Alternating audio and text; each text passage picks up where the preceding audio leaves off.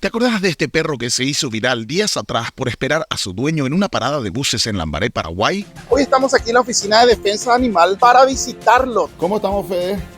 Te quiero mostrar y contar la historia del Hachiko paraguayo, el perrito rescatado de una estación de buses en Lambaré, Paraguay, y que estaba esperando a su dueño por más de un mes. Él ahora mismo salió positivo a TBT, que es una enfermedad que se transmite por contacto sexual. Inició ya con quimioterapia.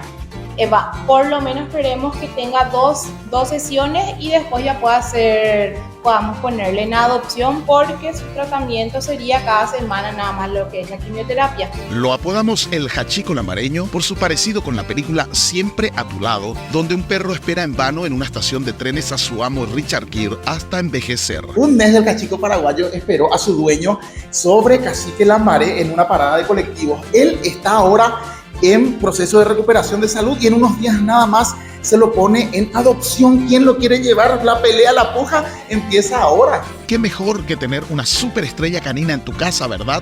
Esta es la historia del perro que esperaba a su dueño en una parada de Lambaré días atrás y que vos podés adoptar. Hachiko busca un nuevo hogar.